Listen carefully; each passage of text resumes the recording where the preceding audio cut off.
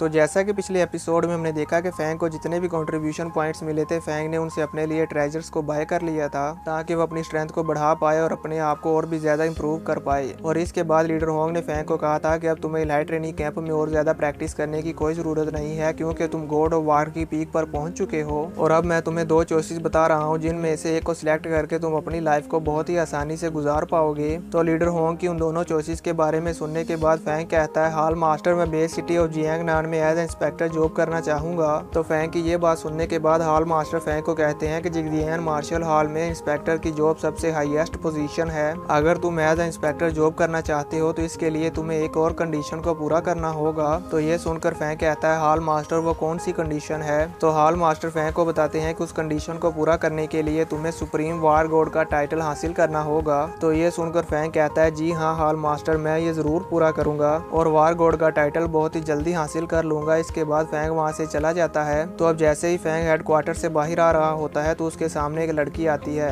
और ये इस मार्शल हॉल हेडक्वार्टर की एआई सिस्टम है और वो फैंग से कहती है, मिस्टर फैंग हम दोबारा मिल गए। तो फैंग कहता है, तुम कौन हो? मैं तुम्हें नहीं जानता। तो फिर वो एआई सिस्टम फैंग को याद करवाती है कि कैसे उसने फैंग से बात करी थी। तो उस लड़की की ये बात सुनने के बाद फैंग को याद आ जाता है कि ये तो वही है जिससे मैंने कॉल पर बात करी थी और इससे मैंने विलो हार्ट को यूज करने का पूछा था कि इसे कैसे यूज कर सकते हैं। और जैसे ही फैंग को ये याद आता है तो वो लड़की कहती है, जी हाँ आपने सही पहचाना, मैं इस मार्शल हॉल हेडक्वार्टर की एंड्रॉइड एआई सिस्टम हूँ। और फिर वो कहती है, मिस्टर फैंग आपने जो किंग लेवल का स्मार्ट फाइटर जेट बाय किया है वो रेडी है, मेरे साथ आइए, मैं आपको वहाँ पर ले चलती हूँ। और फिर फैंग एआई सिस्टम के साथ अपने फाइटर जेट की तरफ जाने लगता है। अब हम देखते हैं कि फैंग ने जो किंग लेवल का स्मार्ट फाइटर जेट बाय किया है वो काफी बड़ा होता है और दिखने में भी काफी खूबसूरत है। तो अब फैंग उस फाइटर जेट को देखकर उसे यूज करने के लिए काफी एक्साइटेड हो जाता है और उस फाइटर जेट को देखने के बाद उस एआई सिस्टम से पूछता है कि क्या यही मेरा स्मार्ट फाइटर जेट है? तो वह एआई सिस्टम फैंग को बताती है, जी हाँ मिस्टर फैंग यही आपका स्मार्ट फाइटर जेट है। और फिर वो फैंग को बताती है कि मिस्टर फैंग क्योंकि आपने ये इंटेलिजेंट फाइटर जेट पहले कभी यूज नहीं किया, सो इसलिए जब आप इस प्लेन के अंदर जाएंगे तो पहले एक आइडेंटिफिकेशन प्रोसेस होगा, उसके बाद ही आप इस प्लेन को यूज कर पाएंगे। और फिर हम देखते हैं कि जैसे ही फैंग उस फाइटर जेट के पास जाता है तो वो फाइटर जेट फैंग को स्कैन करके उसको आइडेंटिफाई करता है और फिर उस फाइटर जेट का डोर ओपन हो जाता है और फैंग उसके अंदर चला जाता है।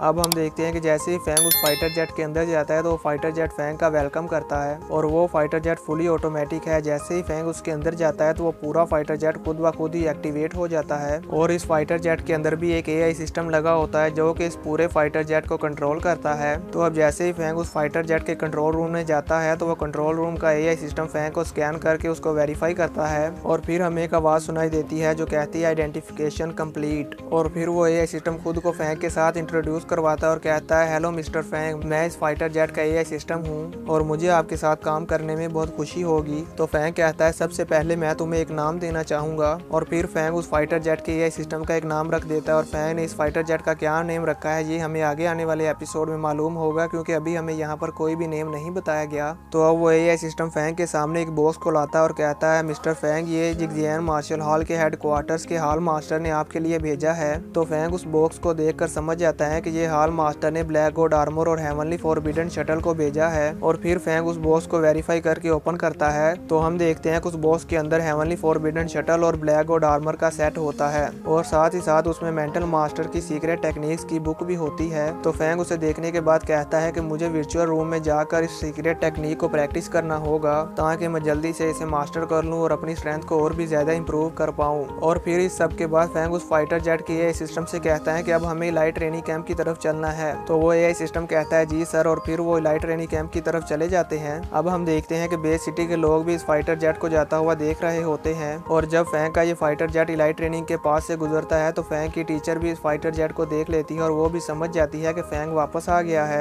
और फैंग पहली बार अपने खुद के फाइटर जेट की राइड करके बहुत खुश होता है और फिर वो अपने इलाइट ट्रेनिंग कैंप के विला में आ जाता है। और अपने रूम में वापस आने के बाद फैंग उस ट्रेजर्स वाले बॉक्स को ओपन करता है और उस ब्लैक गॉड आर्मर के सेट को देखते हुए कहता है कि ये ब्लैक गॉड आर्मर का सेट अलग अलग शेप्स में होता है।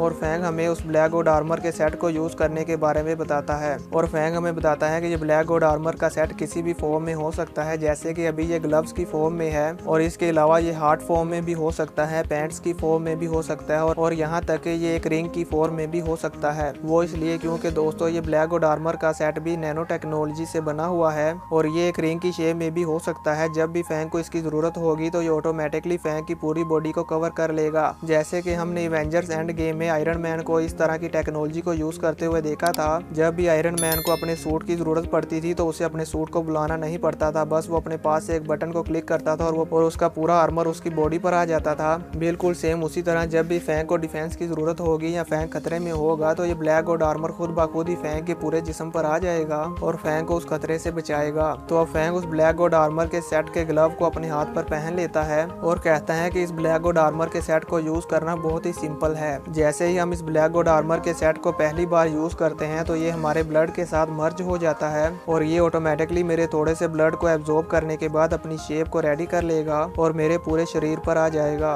और होता भी बिल्कुल ऐसे ही है। जैसे ही वो ब्लैक गॉड आर्मर फैंग के ब्लड को एब्जॉर्ब करता है तो वो एक्टिवेट हो जाता है और फिर हम देखते हैं कि वो ब्लैक गॉड आर्मर का सूट बिल्कुल आयरन मैन की तरह ही उसके पूरे शरीर पर आ जाता है। और हम देखते हैं कि फैंग के इस ब्लैक गॉड आर्मर की लुक्स भी बहुत ही अच्छी थी। जहाँ तक हमें ली याओ के ब्लैक गॉड आर्मर का पता है तो वो ब्लैक और येलो शेड में था, जो कि इतना ज्यादा अच्छा नहीं लग रहा था पर वो भी प्यारा लग रहा था। पर ये जो फैंग का ब्लैक गॉड आर्मर है ये तो बहुत ही ज्यादा ब्यूटीफुल लग रहा था क्योंकि इसकी शेड्स बहुत ही अच्छी थी और ये ब्लैक गॉड आर्मर फैंग के ऊपर बहुत ही ज्यादा सूट कर रहा था, जैसे कि ये फैंग के लिए ही बना हो। तो अब फैंग उस ब्लैक गॉड आर्मर को पहनने के बाद उसको टेस्ट करता है और दूर पड़े ग्लास को अपने हाथ को लंबा करके उसे अपने पास ले आता है और उसको ड्रिंक करता है। और फैंग भी इस ब्लैक गॉड आर्मर को हासिल करके बहुत ही ज्यादा खुश होता है और इसे किसी फाइट में यूज करने के लिए बहुत ही ज्यादा एक्साइटेड हो रहा होता है। व्यू चेंज होता है और हमें नेक्स्ट डे का सीन दिखाया जाता है जहाँ पर फैंग अपने फाइटर जेट में बैठकर सिटी 001 में मॉन्स्टर को हंट करने के लिए आता है ताकि वो अपने नए ट्रेजर्स के साथ अपनी पावर को टेस्ट कर पाए और अपने ट्रेजर्स की पावर को जांच पाए कि ये कितने ज्यादा पावरफुल है। तो अब हम देखते हैं कि फैंग अपने स्मार्ट प्लेन को एआई सिस्टम पर छोड़ देता है और खुद अपनी हेवनली फॉरबिडन शटल को लेकर वहां आसमान में फ्लाई करने लगता है और बहुत ही ज्यादा खुश होता है। इतना ज्यादा खुश होता है कि फैंग की खुशी का कोई भी ठिकाना नहीं था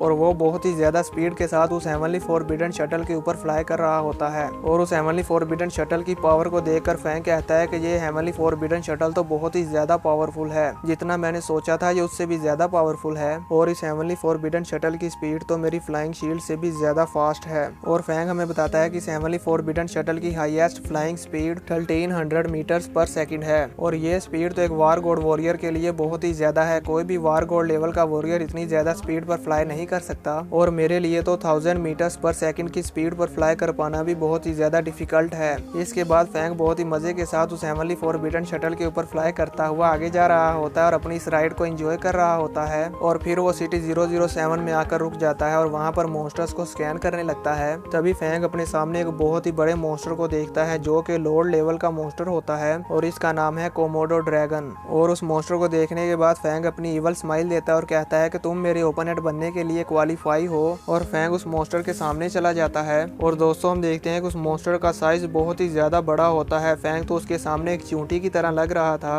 और इसी के साथ ये एपिसोड यहीं पर खत्म हो जाता है। तो अब नेक्स्ट एपिसोड में हमें फैंग और उस लॉर्ड लेवल के मॉन्स्टर के दरमियान फाइट दिखाई जाएगी जो कि बहुत ही आइकॉनिक लेवल की होगी और मैं उस फाइट को देखने के लिए बहुत ही ज्यादा एक्साइटेड हूँ। अगर आप भी फैंग और उस लॉर्ड लेवल के मॉन्स्टर की फाइट देखने के लिए एक्साइटेड हो तो मेरे चैनल को सब्सक्राइब कर लो, बेल नोटिफिकेशन को ऑन करके ऑल पे सेट कर दो ताकि जब भी मैं वीडियो अपलोड करूँ तो आपको नोटिफिकेशन मिल जाए और आप मेरी वीडियो सबसे पहले देख सके। मिलते हैं नेक्स्ट एपिसोड में, तब तक के लिए बाय।